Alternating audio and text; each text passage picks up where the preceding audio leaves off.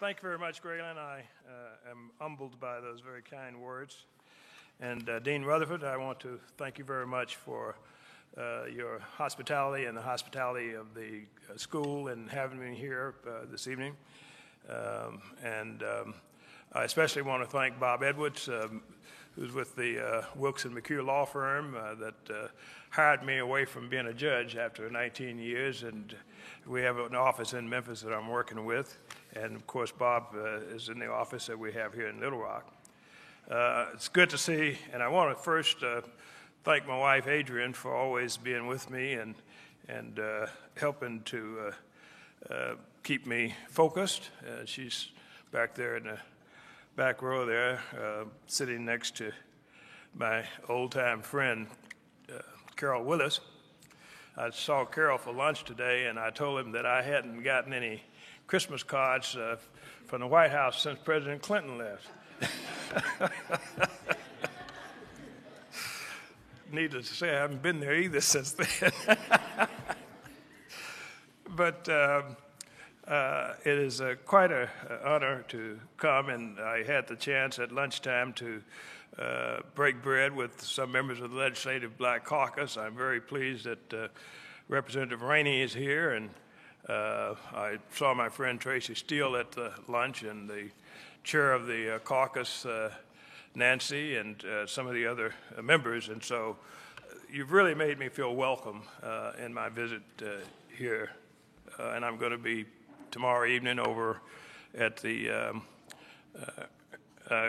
Gobbo Hearns Gallery, talking with some friends as well. I don't know whether my friend Al Bell made it or not. He is a displaced Memphian who operated Stax Records in Memphis for a good while. As Graylin indicated in his introduction, we are at a critical point in our history as a people, both minority and majority, however that develops definitionally as our society becomes more diverse. I was especially pleased that I had the chance to talk with Dr. Walter Kimbrough, the president at Philander Smith, prior to coming here, and that he's had the chance to take a look at my book, The Education of a Black Radical, and he's been quite the gentleman and quite the friend. And it just thrills me that he's had some of his students that have come here this evening from the college. I talk about a black college president in the book at some extent, Dr. Felton Clark, who was the president of Southern University when I left high school to go off. Let me just talk about my background growing up and how I came to where I am in this book and a little bit about where I am today. I was born in Memphis in 1941 at a time when the city was completely segregated. And the city that I grew up in Memphis, Tennessee, the schools were segregated, the public recreational facilities, we could go to the zoo only on Thursdays, and if Thursday was a holiday, we couldn't go. The white community would go then, and if we could go to the fairgrounds on Tuesday, and if Tuesday was a holiday, we'd have to miss that week. The movie theaters downtown, we'd have to go into the side entrance and walk all the way up to the top balcony of the Malco or the Warner Theater. And yet, as a community, we as black people in Memphis still were able to develop and grow and live off of the inherent strength that we as a people had. I was blessed to have parents who were hard-working people. My mother started out as a housekeeper at a medical office and went on back and got her GED and became a barber, one of the first black female barbers in Memphis, and then went back and got her license as a nurse and retired as an LPN. My father was a railroad porter with Illinois Central Railroad. I have one brother, Walter, who played football for high school and got a scholarship to go down to Southern in Baton Rouge, and that's how I ended up ultimately going down to Southern University. It was a very reinforcing community that I grew up in. You know, we think now in terms of where we are, and there's the conversation about what was the impact of segregation on us as a people, and what has been the impact of integration. I have a friend, Professor Derek Bell, who is a professor at New York University Law School, who has written a couple of books. Professor Bell is one of the leading lawyers who's been involved in civil rights battles, and he was in Memphis for the 50th anniversary of the Brown decision, which was in 1954, that outlawed segregation. And Professor Bell has the rather challenging and provocative notion that perhaps if the Supreme Court in the Brown case in 1954, instead of ordering an end to segregation, the separate but equal doctrine, had instead accepted that as the law of the country, but instead put the focus on equality. And if he had, if the court had then required the nation to put the resources into the African American community to create true equality, that we as a people would have been far better advanced than we are perhaps now. And I mentioned Professor Bell in that context because thinking back on my community that I grew up in, where we had blacks that lived in the neighborhood from all walks of the black community, from the lowest paid workers to the professionals of our community. Part of that, and I'll just give you a little snippet from the book about that neighborhood where I grew up.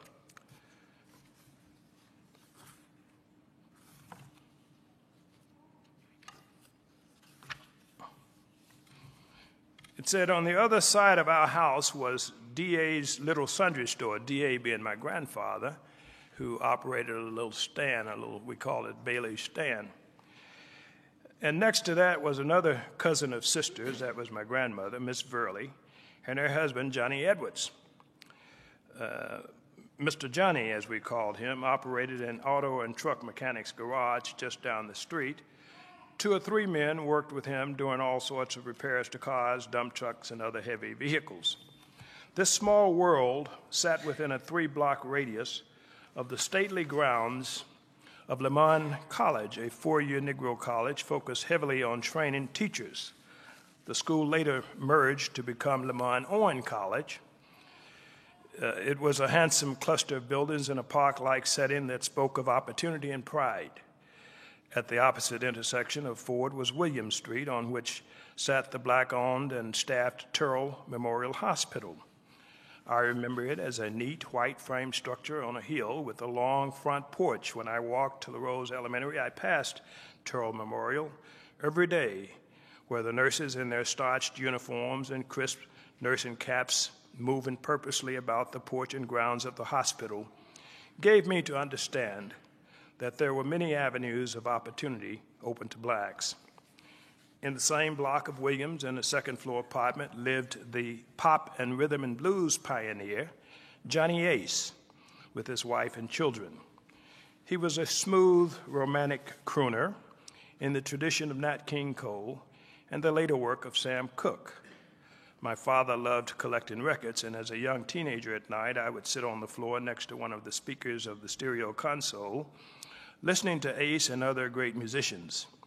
In his late teens, Ace, one of 3 brothers, supported himself cutting yards in the neighborhood. An old-timer from Ford Place, Cleo Starks, remembered Ace, earlier known as Johnny Alexander, as argumentative and as someone who, quote, would take a chance on anything. Ace's career grew from the Beale Streeters to influential groups that also nurtured B.B. King and Bobby Blue Bland. His life ended tragically at age 25 on Christmas Eve, 1954, when the burgeoning star shot himself in the head playing Russian roulette backstage in Houston, Texas. Speaking of Ace's death, the longtime Ford Place resident said, "It's a wonder he didn't get killed around here." Ace's death drew me to the Lewis Funeral Home, and I will still remember standing at his casket next to a floral arrangement in the form of a clock, The Flowers, a reference to one of his biggest hits, The Clock. Lovers of Johnny A's transitioned from shock to adoration the next year with the posthumous release of what would be his biggest hit, Pledging My Love, which rose to the pop top 20 and spent 10 weeks at the top of the rhythm and blues charts. The jazz great Louis Armstrong had taken a liking to Ace, and the month after his death, Armstrong had recorded Ace's Pledging My Love as a tribute. Now, what happens to a kid my age in the 1940s going into the 1950s, 12, 13 years old? What happens is that not only do I get exposed to the strength and the resilience and the encouragement of the adults of my community and my family, but I also become aware as I'm growing up that the country, the South, is changing. And the first real recognition of that for me as a kid was when they killed Emmett Till, that young black boy from Chicago that was down in Mississippi, and they said that he had whistled at a white woman. And so they came in the middle of the night and took him from his uncle's home, and took him out and lynched him. And Emmett Till's mother had the body taken back to Chicago when they finally fished him out of the river there. And he'd been in the river, so his face was all bloated, and he could hardly be, his face was twice its normal size. And Mrs. Mobley said that she wanted them to have an open casket for Emmett Till. And so that boy's dead body lay in that open casket in Chicago for all the world to see. And thousands of people in Chicago came by that casket. And Jet magazine put a picture of that body in its magazine. And the impact of that lynching of that boy was electric. It awakened the consciousness of a people that something was badly wrong and had to change. And then, here in your city, Little Rock, I'm working in a little drugstore in my neighborhood, delivering sundry items on my bicycle. And when I'm not working, I have the chance to read some of the black newspapers that were sold in the sundry store. And the sundry store was located in my neighborhood on the corner of Mississippi and Walker. It was called People's Drugstore. People's Drugstore was originally the site of People's Grocery Store, which was owned by two black businessmen who were lynched and killed in Memphis. And the killing of those black men was what caused Ida B. Wells to launch her anti-lynching crusade, starting right there at that intersection of Mississippi and Walker. But I would sit in the drugstore when I wasn't working, and I'd read the black newspapers. The black press played a critical role in raising the consciousness of black America. And so we had the black paper in Memphis, the Tri-State Defender, and we had the Chicago Defender, both owned by John Sinstack out of Chicago, and the Atlanta Daily World in Atlanta, and the Memphis World, both owned by the Scott family in Atlanta, and the Michigan Chronicle and the Pittsburgh Courier. And so when it was, I believe, 1957, that the federal court said that they had to let these 9 black children into Central High School in Little Rock 3 years after the Supreme Court had outlawed racial segregation in the schools. And I watched on the television and I read in the news media about what these 9 kids had to go through. And I read the courage of Daisy Bates, who would walk these kids through these howling mobs. Kids my age. In fact, in November, I had the privilege of serving on a discussion with Coletta Walls Lanier, one of the Little Rock 9, who has a book out herself. And as we sat there on this panel at the Harvard Law School, she talked about growing up, about the same age as I was. In fact, Little did I know, we were listening to the same radio shows. She said she'd be sitting around listening to Randy's Record Shop out of Nashville, Tennessee. Well, I was in Memphis listening to music out of Randy's Record Shop.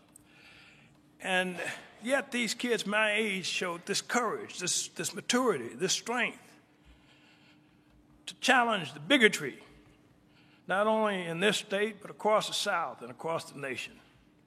I saw this, and that gave me spirit as a youth.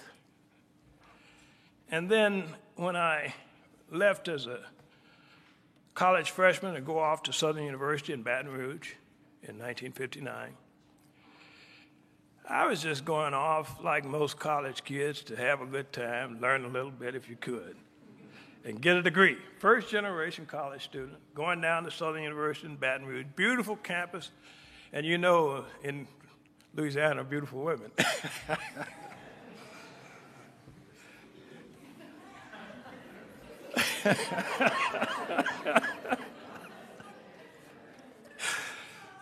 And Southern had the largest black university in the country, 5,000 students.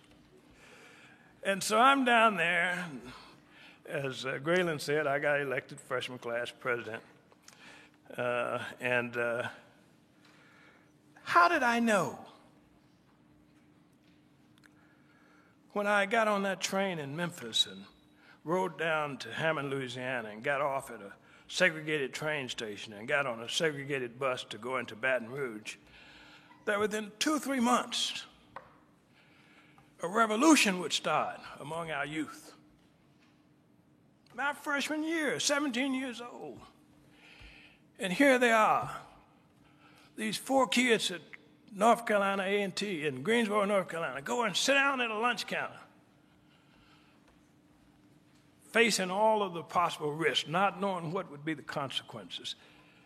And it was a month later that the kids on my campus at Southern did the same thing and got arrested. This is my freshman year. And we had a professor at Southern named Adolph Reed. Some of you may know of Adolph Reed, because when they ran him out of Louisiana, he ended up finally down here in Arkansas.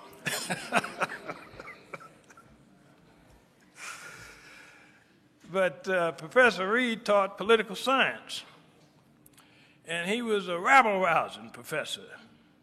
He challenged the students. I didn't know at first that some of the students who had been in this first wave of protests at Southern in the freshman year had been students in Reed's class. And these students went out and they got arrested, and let me tell you something. All of my friends, young people, who will be a part of the ongoing struggle for change in the society, that sometimes you will find that the obstacles, the opposition, the barriers that are thrown in your way come from within your own community. So don't let that discourage you. Be prepared for that. The powers that be, in our case the white segregationists, realized that they could more effectively thwart the thrust of these students by getting the black administrators of our college to suppress the student protests. And so the president of our university put these kids out of school, and we ended up boycotting classes. Starting out fighting segregation, ended up blacks fighting blacks on the university campus. And these leaders were thrown out of the university. This is part of my education. And so things quieted down.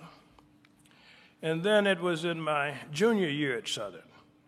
In the meantime, the group of students who had been arrested at Southern got convicted.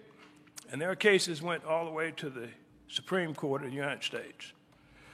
And it was out of the courageous stand of those students at Southern, 18 of them, in 1960, that the Supreme Court in 1961 came out with the most important decision protecting the rights of protesters and demonstrators, the case of Garner versus Louisiana, and reversed the convictions of these students and said that you cannot convict young people or anybody of breach of the peace because their peaceful protest to go sit at these lunch counters is going to cause somebody else to beat them up, and they're the ones sitting down peacefully breaching the peace.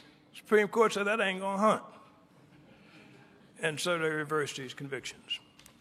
And it was within 2 weeks after that, some other students at Southern said, well, Supreme Court had done that. Let's go see what's going on in downtown Baton Rouge. And they did. 2 weeks after that case, some other students from Southern went down and picketed against discrimination because it was still segregated, and they were arrested. And so the day following that, 2,000 of us left the campus. You see, one thing that Professor Reed made us and helped us to realize was that learning is no good if it can't be translated into your everyday life. What good is it to study about liberty, freedom, standing up against injustice if you cannot turn your daily life into the clinical laboratory of putting those precepts into action? And that's what Reed challenged us to do. And so we were not going to sit silent this time and we didn't sit silent the first time. So we went and marched 2,000 of us into downtown Baton Rouge the day after these kids were arrested on December the 15th. Never will forget. It was a cold, dreary day. And we were all dressed in our coats and ties because we were not rabble, we were dignified citizens. And we went into downtown Baton Rouge, and we assembled in front of the jailhouse.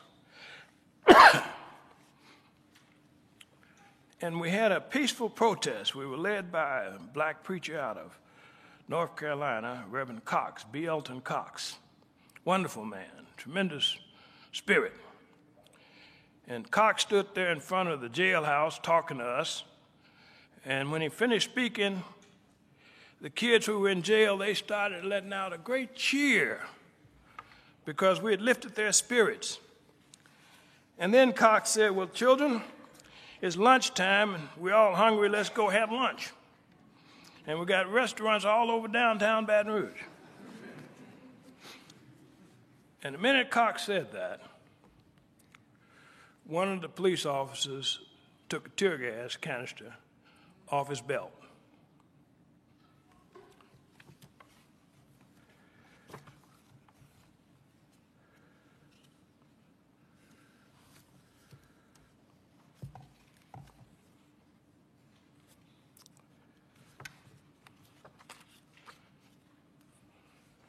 It is impossible to describe what it feels like to be shot with tear gas.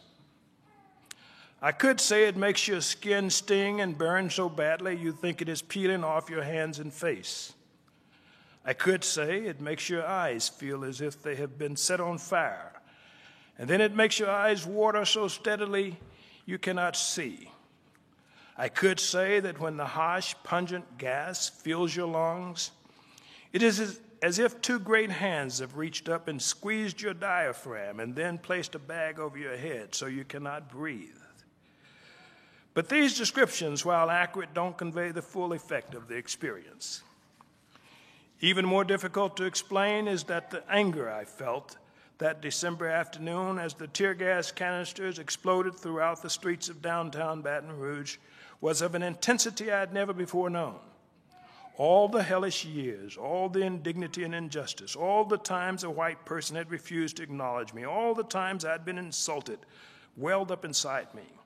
All those feelings and memories broke through the walls of restraint I had built around them and came together in one hard mass of anger. And some part of me said, no more. Some part of me said, I will not live my life in the back alleyways of the world. And I hardened myself to the fact that though my purpose was good, if I stood by it, anything could happen. The instant Sheriff Clemens hollered, move him out, one of the deputies threw a tear gas canister that struck Reverend Cox on the ankle. As it exploded, knocking him to the ground. As several students rushed to carry Cox to safety, canisters exploded in quick succession up and down St. Louis Street. Confused and hysterical, We all began running, blindly trying to escape the swirling gas. Shoes, umbrellas, and purses littered the streets. I could hear the unmistakable barking of the police dogs and the whining of the sirens mixing with the almost overwhelming noise of students' screams, scattered singing, and the sharp explosions of the tear gas canisters. Of course, there was nothing to do but run, to run as fast as you could, and to try not to wipe your eyes, because as I found out too late, that made it worse. As I ducked down the nearest alley, I reminded myself that I had known this was a possibility before I had agreed to come. I reminded myself that the police could and would get away with whatever they decided to do. I tried to convince myself that I had known and expected these things, but I hadn't, not really.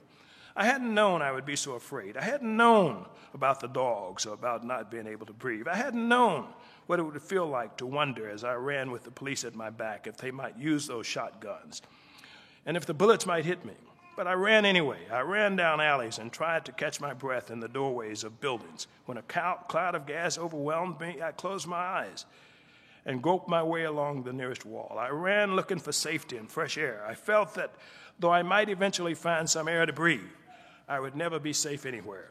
I hated that feeling, but I hated the white police more. Well, we marched that night to the president of the university's house when we could reassemble back into Scotlandville at a church filled with the odor of the gas, tear gas. And the president came out and he said, Dr. Kimbrough, that, you know, I've been thinking about this. And he said that I'm not going to do what I did the last time. Before I'll expel any of these students, I'll resign. And we gave up a great cheer and went back to our dorms. And then within days, he closed the school early for Christmas. And then when we got back from Christmas, the students had been expelled. And so we started a boycott of classes. They called me in, and they said, look, if you keep leading these boycotts and rallies, you're going to be expelled.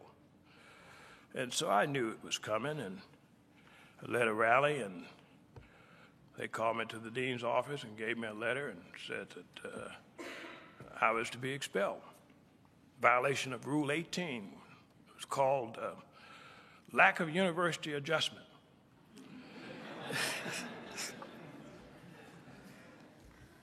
Said that the university reserves the right to sever a student's connection with the institution for general inability to adjust to the patterns of the institution. That's what it said. Because I hadn't been arrested, and so they had to find something. And they told me later that that was the rule that they usually used to expel homosexual students from the school. But the same time that I was in the dean's office getting this letter telling me that I was expelled, the president had the students in the gymnasium with a general assembly, and he told them he was closing the school and everybody had to be off campus by 5 o'clock. And so it was chaos as students tried to get away. And he told them that we don't know when the university is going to reopen. We'll send you a letter. If you get a letter, come back. If you don't get a letter, don't come.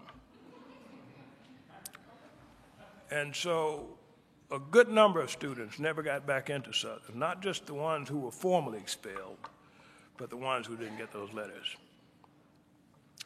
We stayed around, tried to keep our struggle going, but it's hard. And that's when Professor Reed got fired. Because, you know, we would have faculty people that would say, oh, y'all are doing the right thing. Keep it up. But they'd be whispering to you on the side. Reed wasn't that kind of person. And Reed could take it no more, so he wrote an open letter to the president of the university. And he challenged Clark. He challenged Clark saying that we students were culturally deprived, and asked Clark, what did he mean by calling these students culturally deprived? And he went on to defend these students as being in the tradition of the greatest traditions of struggle that we could study and know about through the history of man's struggles against injustice. This was Adolph Reed's letter, 18 pages. And he got fired. Now, the university was censored by the American Association of University Professors. A lawsuit was filed to get some of us back in. Some got back in. I had to go east. They wouldn't let me back in. So I finished my education in Massachusetts. Went up there to school, white students in school up in Clark University in Worcester. They wanted to help. They started a scholarship fund and gave me a scholarship to come school up there. 2,000 students, one other black student. I got up there and started organizing a civil rights group in Worcester. And we got to picketing and protesting against job discrimination in downtown Worcester. Didn't have a big black population, but the big factory there, Wyman Gordon, 2,000 employees and 18 blacks, and they were all janitors. No blacks in the downtown department store as clerks. So we picketed Wyman Gordon Company. And we brought Malcolm X to speak on campus. In fact, I remember the president of the university called me to his office before the picket at the plant, and he said, he was nice about it. I mean, he really didn't want to be heavy-handed. He just didn't want me to go forward with the demonstration, because I later learned that Stoddard was on the board of the university. But we picketed nevertheless, and they did not take any retributive action against us. But I remember when we brought Malcolm up there, and I called him in New York at his home. Didn't know that I would get him on the telephone. And I told him I was a student at Clark University and I wanted him to come speak to our students. And he said right away that he would do it. Clark is, I guess, 100 miles, maybe less from New York. So I'll go back to the book on Malcolm's visit.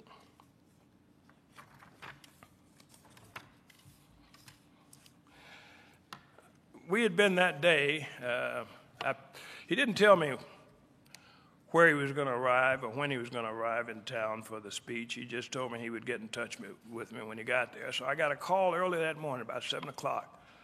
He said, "This is Malcolm X, and this is where I am." So I got in my car and drove to meet him. And we had some coffee, and then I took him to a radio station for an interview. And I remember that day that there had been a plane crash, and several people had been killed, and the white lady who was the host of the radio program came out to get Malcolm and me to take us back into the studio, and she looked up at him. She said, "Isn't that awful news about that plane crash?" And Malcolm said, "Well, just a few less white people we have to worry about." Of course, she was aghast.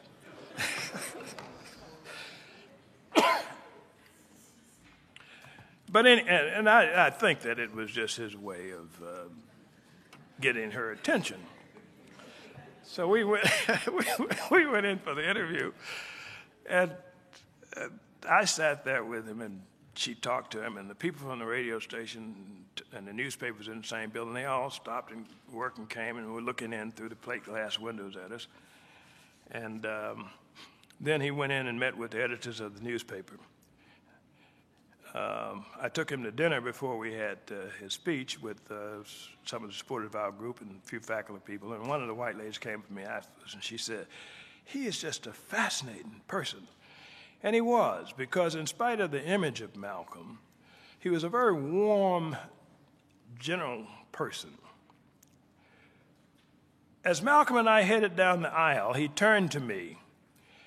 "Now, you tell people that it wasn't my fault that we're late. I was here on time. It's you all's fault that you didn't get me here to this program when you were supposed to." I promised him I would take the blame in my introduction, and I did. Then Malcolm stepped to the podium. There's no sufficient way to describe his captivating energy, no way to describe how I felt sitting just feet from him as he spoke with his rare and riveting eloquence. I hoped selfishly that some part of me, of that energy, might bounce around the room and come back through me. I hoped I might suddenly discover what made him so strong. Malcolm's speech was a cry for the liberation of Negro Americans. From the moment he opened his mouth, he was completely transformed. The cloak of reserve he wrapped around him throughout the day vanished as he became fiery and unrelenting. His voice carried all the threat, the intimidation, and the anger that had given him throughout white America his nightmarish reputation. Yet the largely white audience sat in their seats as if hypnotized when he spoke. in no uncertain terms about the contradictions of American society, about the degradation and destruction Negroes had experienced, and about the cruel, exploitative traditions of white America. The crowd seemed not to move or even breathe, but to hang on to his every word. I noticed members of the black Muslims sitting and standing throughout the auditorium. The armed police and security guards nervously scanned the hall, their heads continually turning from side to side. It was a tense, highly theatrical scene. And it was such an about-face from the informal dinner of less than 30 minutes before that I actually began to wonder, idiotically, which Malcolm was more real. I wondered if he perceived himself as playing a role. Then he went on to talk about his disgust with the preachers of nonviolence. He singled out Dr. King and others and accused them of misleading Negro America and of being leeches and 20th century Uncle Toms, charlatans who spoke only for a minority of Negroes and who sought to make their people permanent slaves to the white man's ego. I was shocked by the overt harshness of his attack, but his strong words captured my attention. As if the words themselves had picked me up by the scruff of the neck and shaken me, I was being forced to listen. Quote, "I am not a theorist of nonviolence," he said. "I believe that there comes a point when you fight fire with fire, and we are at that point. The only way Negroes can survive with any dignity is if we stand prepared to fight back. We cannot wait for the white man to change. He has proven he will not change. I cannot condemn white men who refuse to hire Negroes because I believe Negroes should finance their own businesses and hire their own kind of people. The Negro is sleeping, socially, morally, and economically. We must be taught to wake up and see what time it is. Muslims are against welfare programs because they lead to laziness and dependency in Negroes. Our members are taught to stand on their own 2 feet. He said the Negroes do not want integration, they want complete separation. The only properties Negroes own in this country are their churches. We have failed to invest in job-producing industries and to participate in the economic life of the nation. I can promise you that our divorce will result in a property settlement. Moses led the Jewish slaves out of Egypt, but they carried with them a lot of Egyptian gold and silver. He said his group chose the Muslim faith because this is the only religion not based on race. Many in the audience booed when he said, "You have to be white to be a good Christian." Now, I stopped the book in 1964 when I finished college because I think that those dynamic years, what did we young people do in this movement? We brought this country's attention to our cause. We caught the media's attention. You know, you cannot expect change by just going along with business as usual. You have to demand change. Frederick Douglass says, "Power conceives nothing without demand. It never has, and it never will." I mentioned Derek Bell, whose book Faces at the Bottom of the Well, and Derek Bell's book, Faces at the Bottom of the Well, The Permanence of Racism in America. Bell says this. He says that the only time blacks make progress in white America is when it is to the advantage of the white person, not of blacks. And he analyzes the Civil War as an example, that it was the unequal economic condition of slavery that gave Southern whites an advantage over Northern industrialists that had to bring slavery to some kind of an end. He cited the Supreme Court decision of 1954, the Brown case that overruled the segregation decision of Plessy versus Ferguson, separate but equal. The Secretary of State of the United States filed a brief in that case that said, look, we have to get rid of segregation. It's hurting our image abroad. We're talking about the land of democracy, and yet we've got segregation in this country. And we were in the middle of the Cold War. And so Bell says segregation came down in the eyes of the Supreme Court because it was to the advantage of white America to end segregation. And so if you accept that thesis, and I don't necessarily subscribe to everything that Bell says, but I think that his thoughts are provocative, and I think they need to be assessed. His analysis of history and of where we are is something that cannot just be lightly passed off.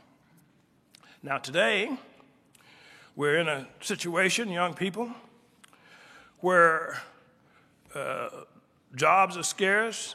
The economy is tight. We got our freedom with the 54 decision, but when they gave us freedom, white people control all the property and the businesses and the capital. Capitalism was built while we were still enslaved. And then when they abandoned slavery, they built capital and the great wealth of the country while we were still being discriminated against. And then they tell us suddenly that you're free. Lyndon Johnson had enough sense to see through that. He said you cannot tell people, start them off when they've been kept out of the game and then put them in the game and they're way back and you up on the finish line and say, well, now everybody's free and equal. You've got to create some equality at the table. And so the struggle that these young people of the 60s were a part of, don't look at that struggle as something distant from where you are today. There's a continuum of this problem that has its generational roots that go all the way back to 1619 to today.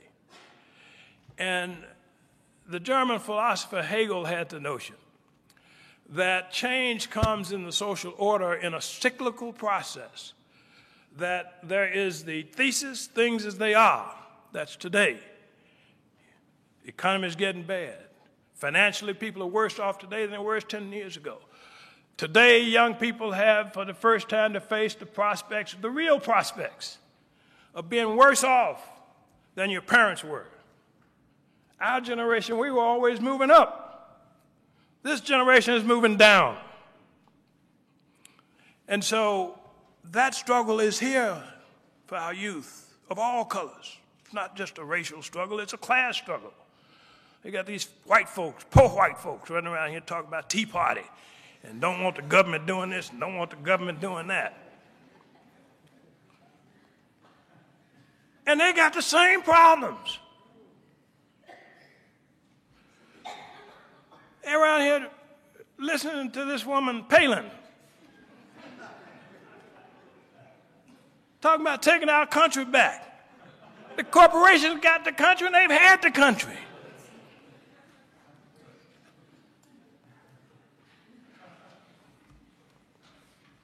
So we have to build a movement across racial lines, but understand that these problems are getting worse. And don't just play around with this politics. Politics is fine. We got blacks in office now, that's well and good. But you see, when Fannie Lou Hamer got beaten in that jailhouse down in Mississippi trying to vote, she was trying to get to vote because she said if we vote, we can get folks in office. SNCC used to have a slogan that said, a voteless people is a hopeless people. Hope came from getting folks in office that would fight for change. Now we get folks in office that fight for themselves. Blacks included. They don't look at it as a sacrifice to build and make change for the people. Too many look at it as a way of getting in on the deal for themselves. And so, good, let's get some good people in office if we can. But don't just think that this voting business is going to change and save you. It ain't. Obama is as much a prisoner of the system of power and wealth and corporate control in America. The same military-industrial complex that Dwight D. Eisenhower warned about a half-century ago still controls this country. And so put the heat on Obama. I heard Nikki Giovanni talk last night, and she said she was mad at Obama. She said she didn't hate him, but she was mad at him because he ain't stepping out there to make a change. He's part of the system. And so the challenge is here. The Hegel process, the thesis, things get worse. The antithesis, people revolt. And the synthesis is you get a little bit of progress after the revolution. But those in power then regroup. And they quiet things down, and things get worse again. That's the cycle. And that's the challenge. Now I've talked enough, and I know we wanted to have a few questions. I see my good friend John Gibson that came in. John is an old radical from days of old, too. I see several around here, and I think that's good. Because And John knows. John gets out in the street and organizes. He and his wife Judy, we've got to get back to a grassroots movement. Mr. Rutherford, thank you very much, Judge.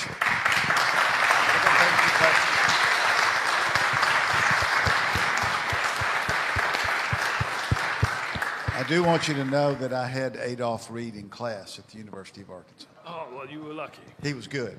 He was good. All right, questions. Let's see. All right, the Helen Thomas of the Clinton School. Mrs. Abrams. Then I better duck, huh? You better. Better duck. She's coming at you. I'm an activist too. Thank you. Number one, I'm going to buy your book, Thank you. and I urge everybody else to buy the book. Books allow all people to intellectually walk in the shoes or moccasins of any era of mankind. That's right. But in the evolution of the history of mankind, we have to deal with where we are, and I talk about this circle all the time, cyclical. There's a term being blocked around, says we're in the post-civil rights era. If you buy into it or if you don't, I have two observations I'd like for you to respond to in the context of affirmative action from a legalistic standpoint. What would your comment be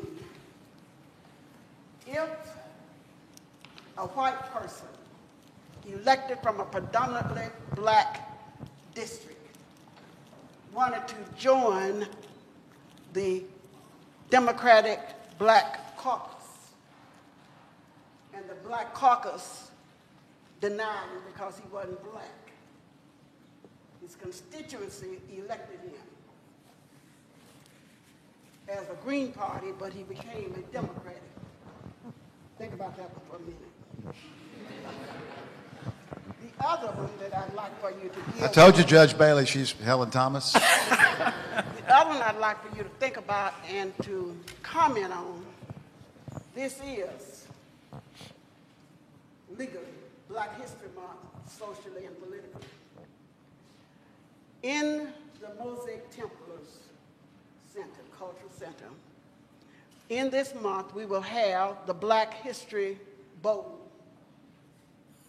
And that bowl is where students who have not through books or experience understood civil rights, but we believe that through education they can participate. Last year, which was the second year, the winners, the 50-50 almost winners, were white teams from areas where they were predominantly white, won first, second prize. And their parents were proud of them, that they had won. Blacks in the audience in the Mosaic Temple said, that's not fair. Why they won? They shouldn't have let them participate. What is your comment? Are we in the post-civil rights where everybody should be able to have my definition of affirmative action? You're given a legal, equal opportunity. Thank That's you. my question. All right. Well, Judge? Well, on the issue of the caucus and the white legislator who wants to join,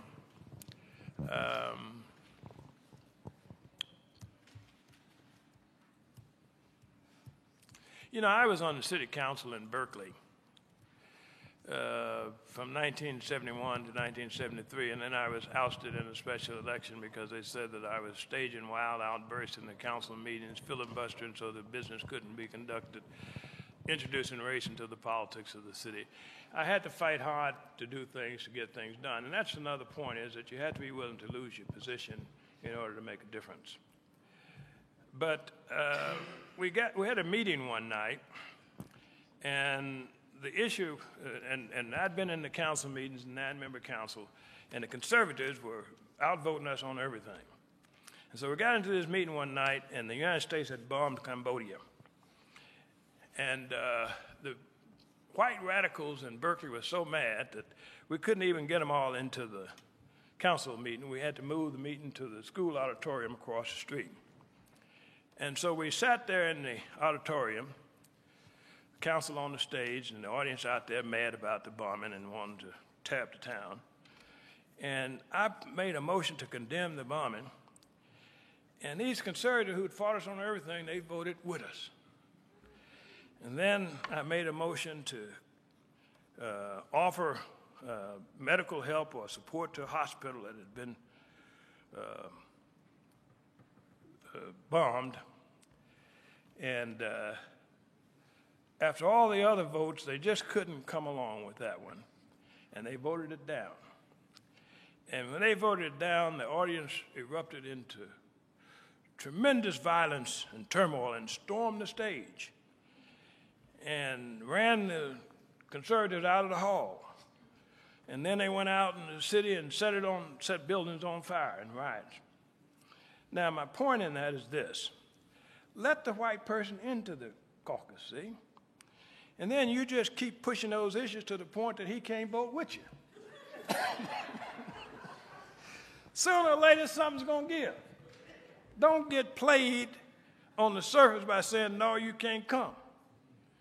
Just run those issues out there, and if he can hang through everything you can throw on the tough issues, then let him stay. If you got a John Gibson like my friend there in the blue cap, John's going to stay with you. But most of them are going to leave. So don't give them the opportunity to make a false issue with you. Obviously, the person who's coming in there has their own statement that they're trying to make. Now, about this business of the students and the white students getting the better positions, the grades or whatever on the test. I was reading an article by some psychologist, and it's called Racial Microaggression. Microaggression.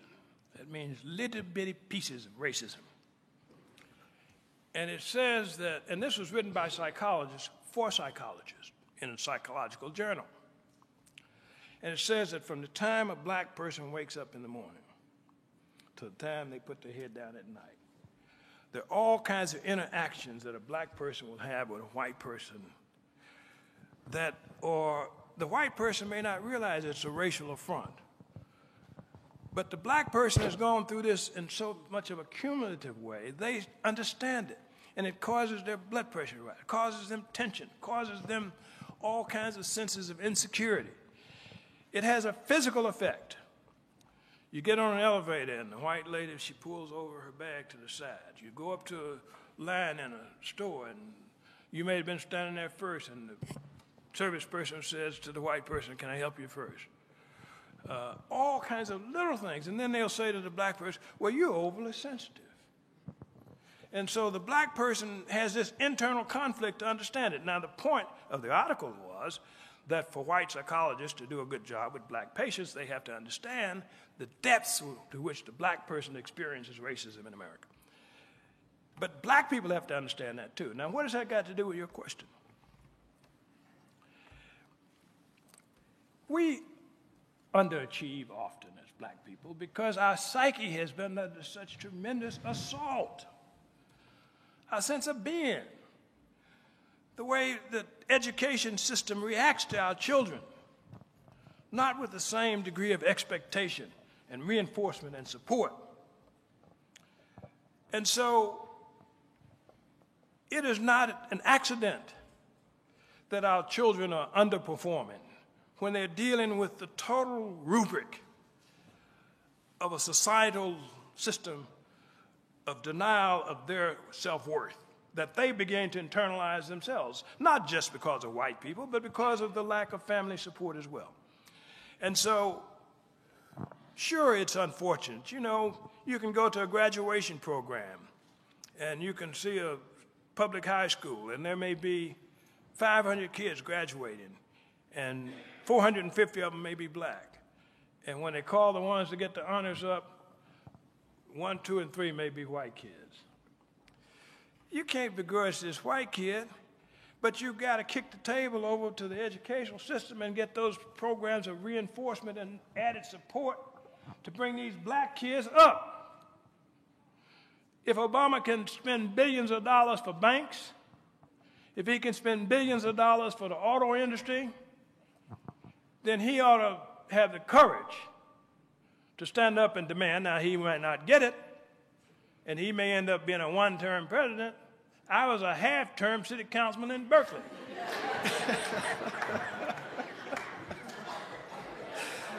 But I got things done. All right, question. Any other questions? Right here, Todd. Todd Bourne, one of the students here. I want to say thank you for coming out. And we always say thanks to people we see in uniform, military uniform, for their service. I want to say thanks to you for your service, for making it possible for me to be here. I would have never had the opportunity to come to a school like this if not for leaders like yourself that got us here. Now, with that said, I have a question about a former speaker that was here. Gwen Ifill wrote a book about the breakthrough, and one of the things she outlines in her profile is the newer black politicians that are up and coming, breaking through not only the barriers of race in being able to have white voters vote for them, but also the black political machines that have kind of reflected a lot of the things you said today. And I'm curious about your perspective on some of the newer players and the new politics and the new black politics that's coming up. And I really wish I could get one of the politicians here, one of the representatives here to talk a little bit to it as well, because I think it's a really interesting conundrum that we face as a community when we look at an old school philosophy, traditional philosophy of massing your community to vote for, as a voting bloc, as opposed to being, for lack of a better term, all things to all people. For being all things to all people, you say? Okay.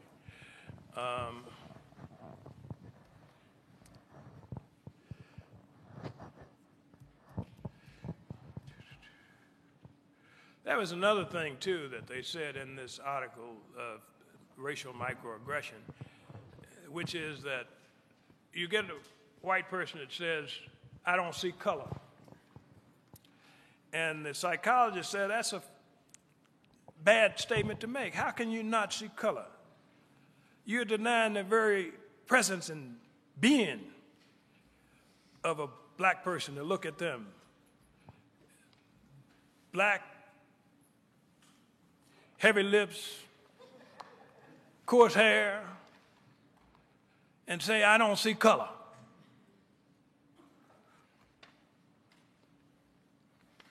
Now, I see color. I am color.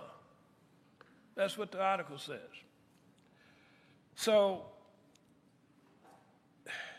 the notion of being all things or being multiracial in your approach and having alliances and that kind of thing, my honest view is that it does not work for real progress. I mean, I think it's good to have alliances and to, just like Obama was talking about, he's going to work with the Republicans. Initially, he was talking about, working across party lines, and then he realized it wasn't going to work.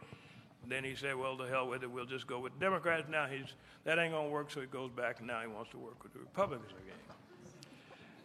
I don't understand. I mean, it's fine to have alliances and to work in, if you're a legislator, you got to have alliances. When I was on the city council in Berkeley, to get an affirmative action program passed, I had to go to a Republican member of the council who was a lawyer, and I said to him, look, the city is at an impasse. We got to get this thing passed. I need your vote. But that goes back to the Derrick Bell philosophy. You get nothing until it's in the white. We had brought, the city couldn't pass a budget because we had half the votes and they had half the votes over the affirmative action. So we worked from month to month on an emergency budget, and we would not budge. And so that's my philosophy of change. Now, if you think that, and I appreciate and respect the question, and I'm playing the devil's advocate here. I take the stronger point of view. kind of my brother used to say,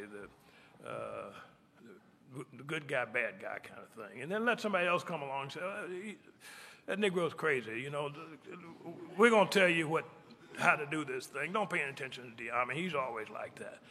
But you open the way by my kind of approach. See, I don't compromise. I say no.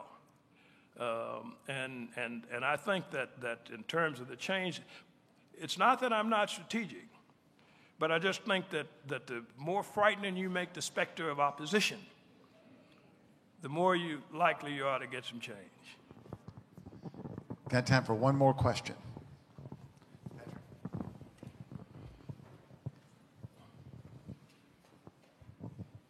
Hey, Mr. Bailey, my name is Patrick Banks. I'm a Clinton here at the, I'm a student here at the Clinton School, excuse me.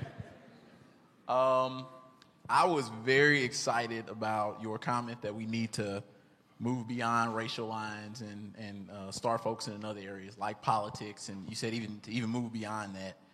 And you quoted one of my favorite writers, Frederick Douglass, and I think he noticed even way back when that it would be a struggle for blacks to ever be playing on an equal field, your reference again.